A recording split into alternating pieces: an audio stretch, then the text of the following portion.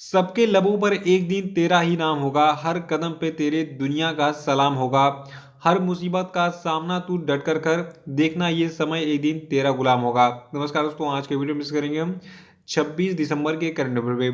देखिए, आज के जितने भी करंट अफेयर हैं उन पर हम पूरे डिटेल में चर्चा करेंगे और साथ में उनसे जुड़े जितने भी स्पेशल फैक्ट हैं उन पर पूरे डिटेल में हम चर्चा करेंगे। और इस वीडियो के लास्ट में आपसे 5 क्वेश्चन पूछाएंगे और कल के जो 5 क्वेश्चन अपडेट थे उन सभी के सही उत्तर भी बताए जाएंगे। तो शुरू से लास्ट तक वीडियो बने रहिएगा और इस वीडियो को पूरा देखने बाद आप इसकी पीडीएफ फाइल भी डाउनलोड कर सकते हैं। नीचे डिस्क्रिप्शन बॉक्स में हमारे टेलीग्राम चैनल पे दोनों जगहों पे आपको इस वीडियो की पीडीएफ मिल जाएगी। और अगर आप इस चैनल से ऐसे ही जीएस और करंट अफेयर के वीडियोस के ऑटोमेटिक नोटिफिकेशन पाना चाहते हैं तो चैनल को भी सब्सक्राइब करके बेल आइकन प्रेस कर दीजिएगा और वीडियो को लाइक और शेयर भी कर दीजिएगा। तो चलिए शुरू करते हैं आज के करंट अफेयर को।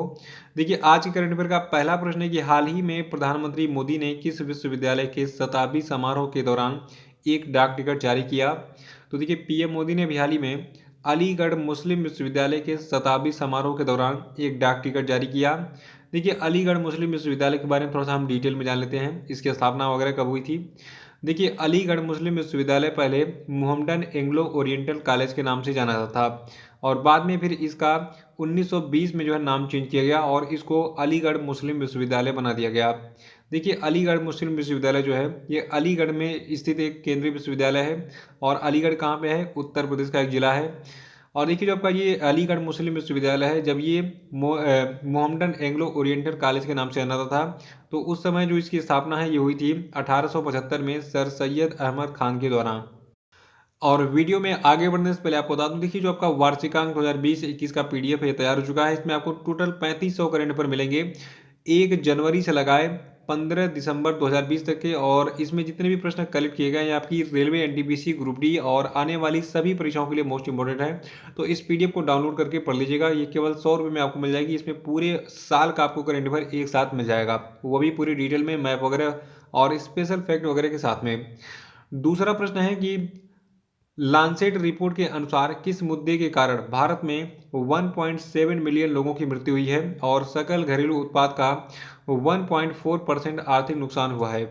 तो देखिए, लांसेट की रिपोर्ट के अनुसार जो आपका वायु प्रदूषण है, ठीक है, यानी कि एयर पॉल्यूशन के कारण भारत में 1.7 मिलियन लोगों की मृत्यु हुई है। देखिए, 1 मिलियन में होता है 10 लाख, ठीक है, तो 1.7 मिलियन लोगों की मृत्यु हुई है। और सकल घरेलू उत्पाद जो आपका है भारत का, तो इसको जो है इसमें जो है 1.4% का आर्थिक नुकसान हुआ है। देखिए, अभी हाल ही में जो आपका लांसेट जर्नल है तो इसमें प्रकाशित भारत के राज्यों में वायु प्रदूषण के स्वास्थ्य और आर्थिक प्रभाव पर जो है एक अध्ययन के अनुसार 2019 में भारत में वायु प्रदूषण के कारण जो आपके ये 1.7 मिलियन लोग हैं इनकी मौत हुई थी। और ये आंकड़ा जो प्रस्तुत किया गया है तो ये आंकड़ा जो है पूरे भारत की तुलना में कुल मौतों का 18% है। और इसके कारण भारत की जो जीडीपी है इसमें जो है 1.4% का आर्थिक नुकसान हुआ है, जो कि कुल 2,60,000 करोड़ रुपए के बराबर है, यानी बहुत बड़ा अमाउंट है ये। और इस अध्ययन को जो है UNEP, bill and Melinda Gates foundation और आईसीएमआर के द्वारा वित्त पोषित किया गया है। तो इस रिपोर्ट के बारे में डिटेल्स याद रखिएगा। और तीसरा प्रश्न है कि हाल ही में इंसॉल्वेंसी एंड बैंकरप्सी कोड पर निलंबन जो है ये किस तारीख तक बढ़ा दिया गया है। तो देखिए, अभी हाल ही में 31 मार्च 2021 तक के लिए इंसॉल्वेंसी एंड बैंकरप्सी कोड पर निलंबन जो है इसकी तारीख को बढ़ा दिया गया है। देखिए, केंद्र सरकार ने बैंकिंग व्यवस्था में ढांचागत सुधार करते हुए 2016 में इंसॉल्वेंसी एंड बैंकरप्सी कोड कानून को पारित किया था। और आज इस कानून की वजह से बड़े बड़े कर्ज लेकर उन्हें गटक जाने वाली जो कंपनियां हैं और पूंजीपति हैं ये डरे हुए हैं। पहले क्या था, बड़ी कंपनियां लोन लेती थी, चुकाती नहीं थी, जो उखाड़ना है हमारा उखाड़ लो। लेकिन जब से ये कानून बना 2016 में, जिसका नाम है इंसॉल्वेंसी एंड बैंकरप्सी कोड, ठीक है, तो अब जो है लोगों को डर बना हुआ है कि नहीं, अगर हम बैंक का लोन चुकाते नहीं तो सरकार हमारे पीछे पड़ जाएगी। और अब क्या हुआ है, इस डर से उद्योगपति खुद जो है बैंकों के पास जाकर अपने लिए गए कर्ज के बकाये को लौटा रहे हैं। देखिए, जो आपका इंसॉल्वेंसी एंड बैंकरप्सी कोड है इसके अंतर्गत कर्ज न चुकाने वाले जो बकायेदार हैं उनसे जो है निर्धारित समय के अंदर कर्ज वापसी के प्रयास किए जाते हैं। उनकी जमीन और उनका जो जायदाद, कंपनी वगैरह है, सीज कर दिया जाता है अगर वो कर्ज नहीं चुका पाते हैं। चौथा प्रश्न है कि किस प्रधानमंत्री के जन्मदिन को हम सुशासन दिवस के यानी कि गुड गवर्नेंस डे के रूप में मनाते हैं। देखिए, भारत में कोई भी ऐसा एग्जाम नहीं बचा इसमें ये प्रश्न अब तक ना पूछा गया हो। देखिए, भारत के जो पूर्व प्रधानमंत्री थे अटल बिहारी वाजपेयी, ठीक है, तो इनका जन्मदिन पड़ता है कब, 25 दिसंबर को, और इनके जन्मदिन को हम सुशासन दिवस के रूप में यानी कि गुड गवर्नेंस डे के रूप में मनाते हैं। और जो आपका सुशासन दिवस है ये पहली बार 2014 में मनाया गया था, इसको याद रखिएगा।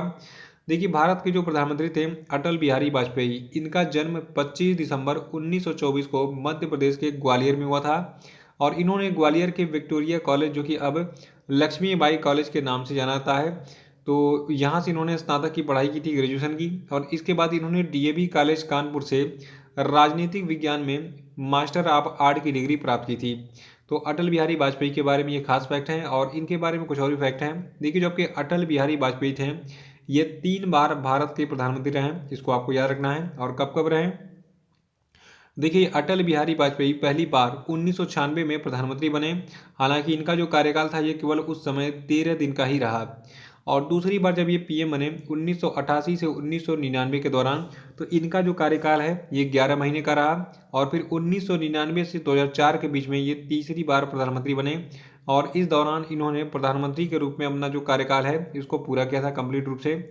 और इसके अलावा ये जो है मोरारजी देसाई की कैबिनेट में विदेश मंत्री भी रह चुके हैं। और जो आपके अटल बिहारी वाजपेयी हैं ये 10 बार लोकसभा के सदस्य रहे और 2 बार राज्यसभा के सदस्य रहे। तो बहुत बड़ा अचीवमेंट है किसी भी नेता का, इतनी बार लोकसभा के लिए चुना जाना और राज्यसभा के लिए मनोनीत होना। पांचवा प्रश्न है कि 25 दिसंबर 1861 को किस महान स्वतंत्रता सेनानी का जन्म हुआ था? तो देखिए, ये महान स्वतंत्रता सेनानी आपके थे पंडित मदन मोहन मालवीय। देखिए, पंडित मदन मोहन मालवीय को भारत रत्न से भी सम्मानित किया गया था, और अटल जी को भी जो है भारत रत्न से सम्मानित किया जा चुका है। देखिए, 25 दिसंबर 1861 को जो है जो भारत के महान स्वतंत्रता सेनानी हैं पंडित मदन मोहन मालवीय, इनका जन्म हुआ था। और इंडियन नेशनल मूवमेंट यानी कि स्वतंत्रता आंदोलन में इन्होंने महत्वपूर्ण भूमिका निभाई थी। ये 3 बार भारतीय राष्ट्रीय कांग्रेस के अध्यक्ष भी रहे, और इन्हें महामना के नाम से भी जाना जाता था। ये प्रश्न एग्जाम में पूछा गया है कि निम्नलिखित में से किसे महामना के नाम से भी जाना जाता है? तो पंडित मदन मोहन मालवीय को जो है महामना के नाम से भी जाना जाता है। इन्होंने 1916 में वाराणसी में बनारस हिंदू विश्वविद्यालय की स्थापना की थी, और इन्हें भारत सरकार ने 2015 में मरणोपरांत भारत रत्न से सम्मानित किया था। तो ये डिटेल्स याद रखिएगा पंडित मदन मोहन मालवीय के बारे में।